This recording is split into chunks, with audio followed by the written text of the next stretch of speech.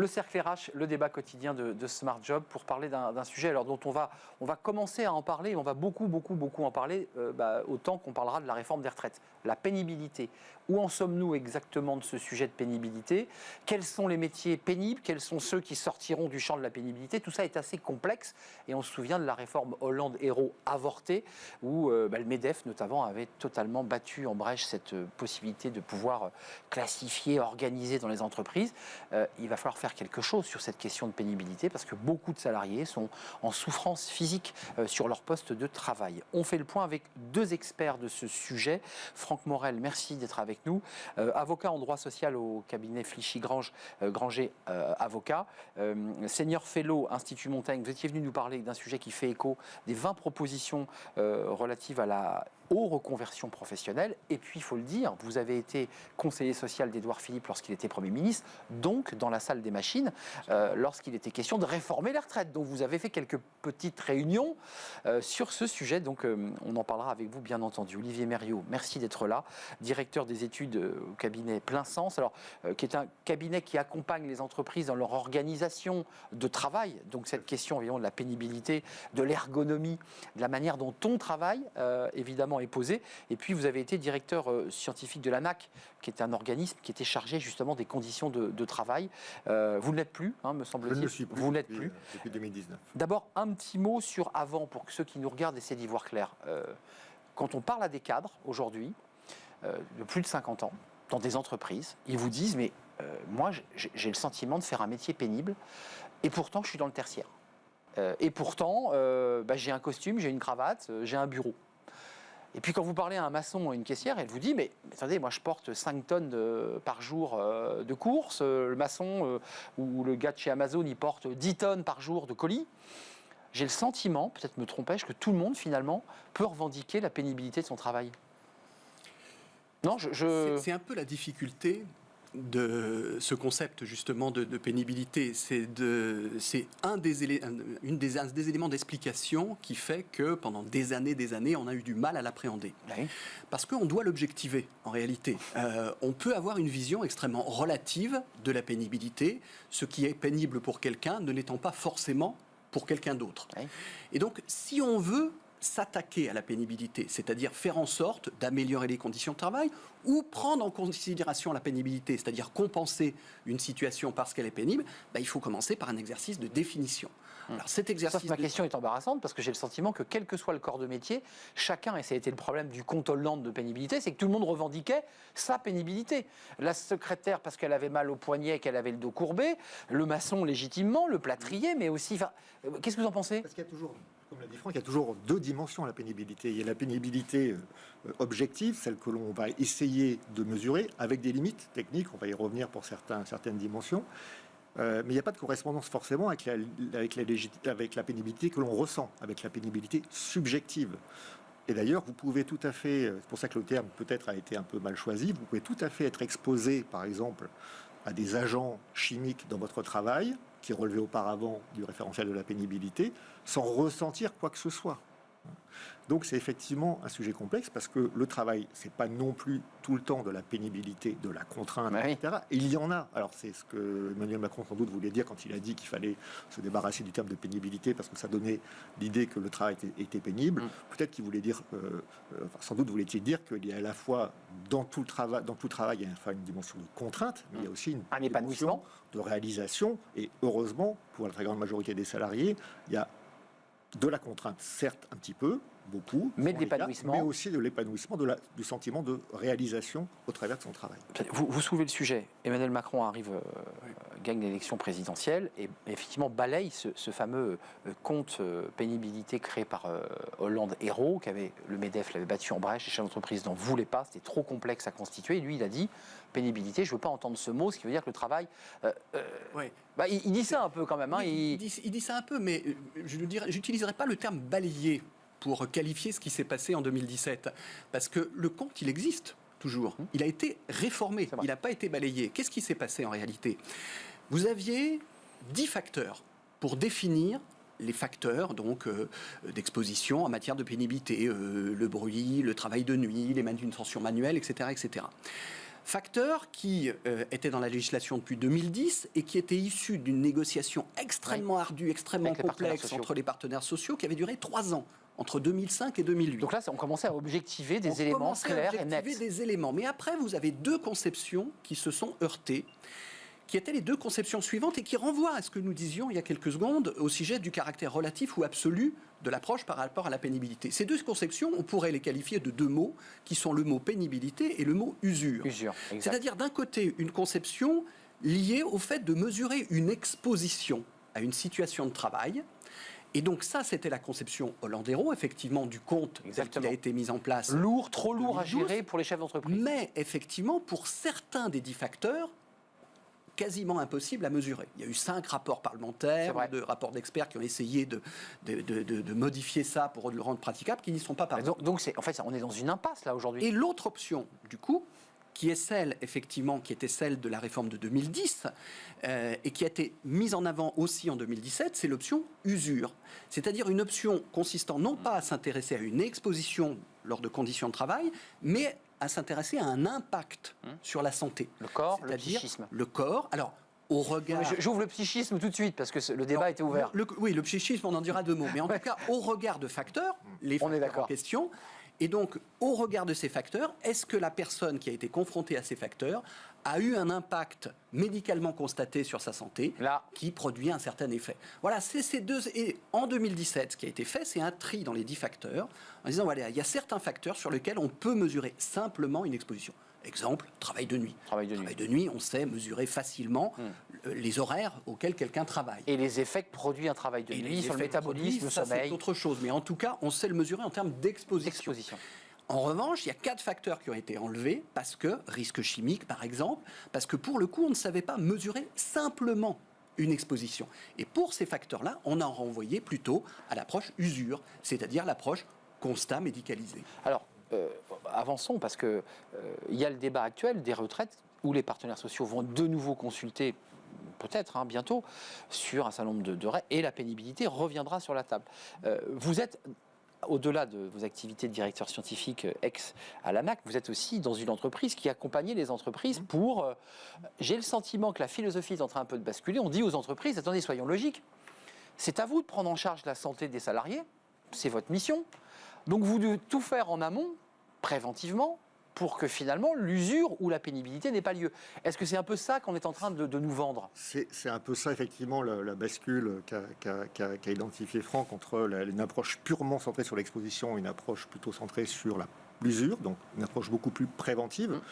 Le compte pénibilité première version aussi avait la caractéristique de mettre l'essentiel de l'effort sur la compensation. Alors, c'est ça. Ce qui peut se comprendre d'un point de vue de justice sociale quand on compare les espérances de vie entre les catégories, etc. Ouais, un ouvrier vit moins longtemps qu'un ouvrier vit moins longtemps qu'un cadre, il vit moins longtemps en bonne santé. Mais il avait aussi, cette approche avait aussi le désavantage du coup de minorer un petit peu les aspects de prévention. Or, tous les facteurs qui font qu'on est en capacité de durer longtemps au travail se construisent tout au long de la vie professionnelle. Le défaut qu'on a en France, de mon point de vue, c'est que trop souvent, on aborde ces questions-là de vieillissement au travail seulement quand les gens sont vieux. C'est ça. Quand c'est trop tard. Ouais. Quand on s'en rend compte, on se dit c'est trop tard. Il a été usé par le métier. C'est ça. Alors c'est ça qui est particulièrement difficile à mettre en œuvre pour les entreprises en particulier, parce que c'est une logique d'anticipation. Et on sait très bien, anticiper, c'est tout le temps, c'est très difficile. Alors, attendez, excusez-moi, parce qu'il y a les métiers faciles, excusez-moi de le dire comme ça, il y a les métiers manuels dont on sait que le plâtrier a été plié en deux, le carreleur, les plaquistes, les maçons, enfin tous les métiers du BTP sont des métiers à usure, où on s'est usé. Mais j'évoquais le psychisme, on a vu le Covid et ses effets de salariés, cadres, qui ont pété les plombs, qui sont partis en burn-out. Est-ce que ça sera pris en compte pour un burn-out reconnu, en disant, moi j'ai été aussi de manière exposé et je revendique de partir à la retraite plus tôt. C'est assez compliqué, le facteur psychologique, de le prendre en compte sans faire abstraction du fait qu'il est multifactoriel. Il est structurellement multifactoriel. Si vous êtes déprimé, et même très déprimé ou en burn-out, vous pouvez bien évidemment en trouver la source dans des raisons professionnelles, mais vous pouvez aussi en trouver la source dans plein d'autres raisons qui n'ont rien à voir avec votre métier. C'est vrai. Donc c'est pas ce qui n'est pas évident. C'est souvent plaidé comme ça d'ailleurs dans les cours. C'est de faire le tri, bien évidemment, c'est de faire le tri. Alors ça ne veut pas dire qu'il ne faut pas faire de la prévention, évidemment qu'il faut faire de la prévention, mais dès lors que vous mettez attacher à cette situation donc ça, c'est le sujet un élément de compensation, une carotte, un avantage particulier, vous allez créer un enjeu supplémentaire qui va rendre les choses beaucoup plus compliquées au regard de ce caractère multifactoriel. Moi, j'ajouterais autre chose. C'est que prévention et compensation ne sont pas toujours aisées à concilier l'une par rapport à l'autre. Parce que en mettant en place des systèmes de compensation, on peut parfois aller à l'encontre de la prévention dans le sens où on va rendre attractive, du point de vue de ces compensations, l'existence de certains types de tâches ou de certains types d'activités, et donc faire en sorte que des gens vont rester sur des métiers pénibles sans pour autant que ça soit bon pour leur santé. Et puis deuxième chose... Donnant, Franck Morel. Oui, c'est donnant. Vous faites un métier, on le sait, qui sera pénible, mais en revanche, il y aura une gratification à la fin de votre carrière, parce qu'on ne vous emmènera pas jusqu'à 65 ans à ce rythme-là. D'accord, mais il faut faire attention. On a eu ce problème dans un certain nombre de négociations collectives au niveau de secteur d'activité, et il faut y prendre garde. Et puis, un autre aspect, c'est être très attentif aux effets de frontière, aux effets de bord. Je vais vous donner un exemple. Tout le monde sait, par exemple, quand on a créé le système de retraite anticipée pour les travailleurs de l'amiante, et qu'on a mis des critères qui se sont voulus assez simples sur ces systèmes de retraite anticipée de travailleurs de l'amiante, qu'on a pris dans ces systèmes de retraite anticipée des gens qui étaient sur des postes administratifs et qui n'étaient pas du tout exposés à l'amiante. Donc on peut avoir aussi ça a profité plus largement et au-delà de ceux qui étaient au contact évidemment des chrysotiles. Qu'est-ce que vous en pensez de la réforme possible qu'on peut imaginer? Je ne sais pas si vous ferez partie de ceux qui seront auditionnés par les députés ou par les parties prenantes, mais on va vers quoi? Parce qu'il y a quand même une réalité. Aujourd'hui, on a une pénurie de main-d'œuvre. Sur un certain nombre de postes, je pense notamment aux assistantes maternelles, dont on ne parle pas beaucoup, mais qui sont des métiers pénibles. Elles revendiquent la pénibilité, il faut porter, il faut se déplacer. Est-ce qu'on leur propose? Comment on fait? Par catégorie professionnelle, par branche d'activité? On deal, on négocie? Comment on fait? Comment concrètement on peut faire? Aujourd'hui, il y a un dispositif qui existe. Il y a des cadres, il y a des règles qui sont posées. Peut-être la difficulté ou la première question qu'il faut se poser, c'est est-ce que les curseurs sont placés au bon endroit? Est-ce que dans cette logique de compensation qui peut avoir ses effets, ses limites, les compensations sont au bon niveau ou pas? C'est quoi les compensations aujourd'hui? On gagne quoi? Des trimestres? Une année? Alors, le mécanisme de la pénibilité, c'est qu'on gagne des points, entre guillemets, qui peuvent qui ouvrent droit soit à partir de manière anticipée à la retraite, à partir de 60 ans, soit de réduire son temps de travail en étant compensé du point de vue du salaire, soit se former. Une des difficultés, c'est qu'il y a finalement ce dispositif gagnerait à être connu. Parce que, de fait, le dernier bilan... Il est peu connu, ce dispositif. Les derniers chiffres que les pouvoirs publics ont laissé sortir, c'était début 2020. Il y avait uniquement 4000 bénéficiaires de pénibilité qui avaient usé de leurs points, 3500 pour partir plus tôt. Seulement 10 pour se former. 10 personnes pour se former. Alors, vous imaginez le temps qu'il a fallu le temps de cerveau disponible pour négocier, pour discuter de ce sujet-là, et qu'au final, il y a seulement 4000 salariés qui en ont bénéficié début 2020. On peut imaginer qu'on ait un petit peu plus depuis, mais enfin, c'est dérisoire. Pas marginal. On peut dire que c'est dérisoire. Donc il y a quand même un premier enjeu qui est d'accroître, en gardant soin les curseurs, prenant soin en curseur, d'accroître l'usage de ce dispositif-là. Ensuite, peut-être il faut se poser la question des curseurs, mais déjà, essayons de le populariser, essayons de le faire en sorte que les salariés s'en servent réellement. Même si ce que j'évoque peut ressembler à une révolution, mais il faut créer des passerelles entre métiers. J'évoquais tout à l'heure un maçon qui, passé 52 ans, pour certains, ont le dos usé, travaillent avec des gaines, ne peuvent plus exercer le métier.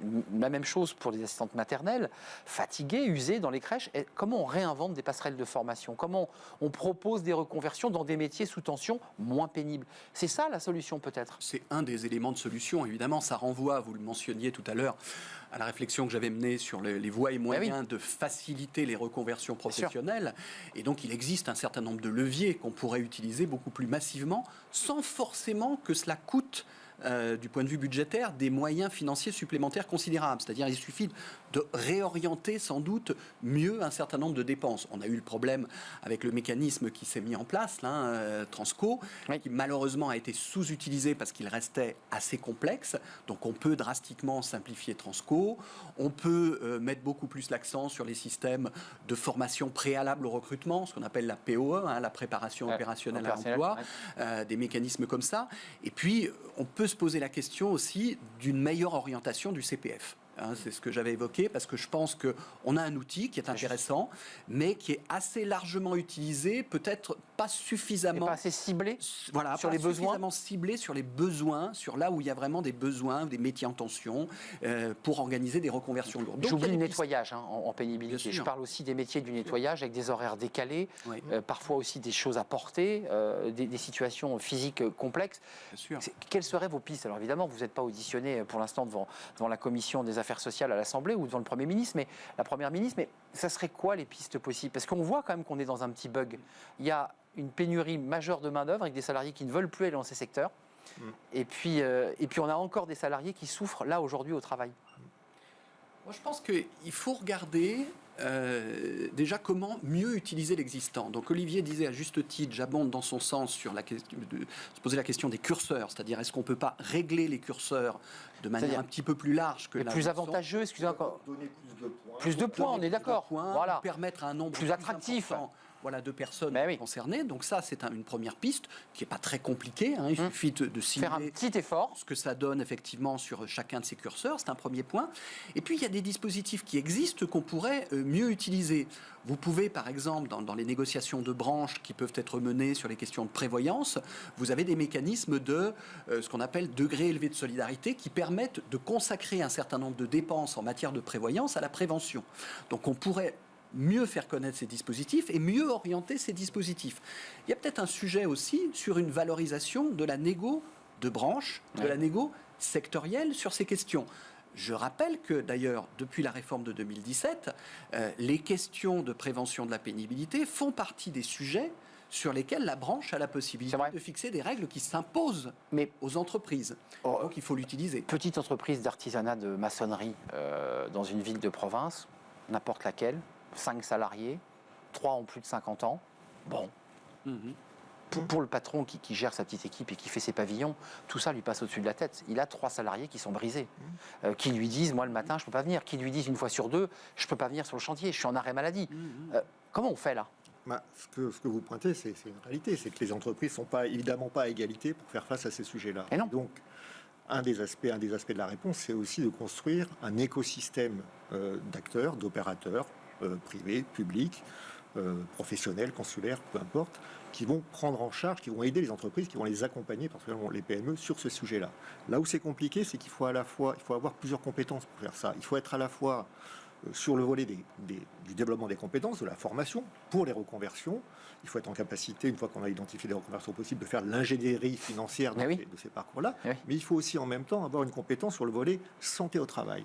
Le gros problème qu'on a dans notre pays, mais pas simplement sur ces sujets-là, c'est qu'on a des opérateurs un peu trop spécialisés, un peu trop fragmentés, qui ne s'articulent pas très bien entre eux. Et donc, il y a un vrai sujet de multidisciplinarité. Donc, il y a des trous dans la raquette un peu là quand même. On a des boîtes qui sont un peu livrées elles-mêmes. Et donc, les petites entreprises, effectivement, pour elles, c'est encore plus difficile d'anticiper. Clairement. C'est déjà difficile pour les grandes, alors pour les petites. Donc, il y a quand même un sujet d'offre, d'accompagnement des entreprises sur ces sujets. J'entends quand même, parce que le débat se termine, que vous dites peut-être qu'il faut repenser, ça sera les négociations sur les retraites, très concrètes, les curseurs.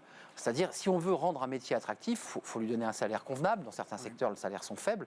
Puis, il faut donner aussi envie à la personne de se dire, je pourrais partir un peu plus tôt parce que je vais donner à la collectivité. Enfin, il y a un peu de ça quand même. Ce qui est certain, c'est que depuis 2003, on n'a jamais parlé retraite sans parler pénibilité. Oui, c'est vrai. Il est arrivé dans la période récente qu'on parle pénibilité sans parler retraite. Ça a été 2012 et puis la réforme du compte en 2017. Mais chaque fois qu'on a parlé retraite, on a parlé pénibilité depuis 2003. Donc, inévitablement, ça sera le cas à nouveau. Voilà, depuis la loi du 21 août 2003. Absolument. Ça sera le cas à nouveau. Et effectivement, à partir du moment où on ne va pas réinventer ce fameux débat entre la pénibilité et l'usure, eh bien, on va sans doute se positionner sur le bon usage des curseurs et le bon usage des dispositifs existants. Donc rendre attractif des métiers sur lesquels beaucoup de gens disent « j'y vais pas, c'est trop dur, mal payé, et puis je ne sais pas jusqu'où je vais devoir travailler à ce rythme ». C'est une question qui est posée. J'ai envie de vous réinviter, parce que le débat ne fait que commencer sur les retraites. Tout ça est assez évanescent pour l'instant. Merci à vous deux. Merci. Merci à vous, Franck Morel, avocat en droit social cabinet cabinet Flichy et Granger.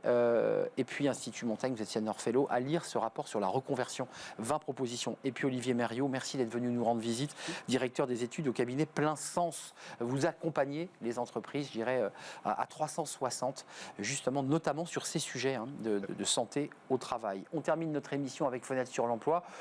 Attention aux fake CV. Vous savez, les CV où on met un peu n'importe quoi, on bidouille un peu les dates d'examen, voire on en invente. Attention, on en parle.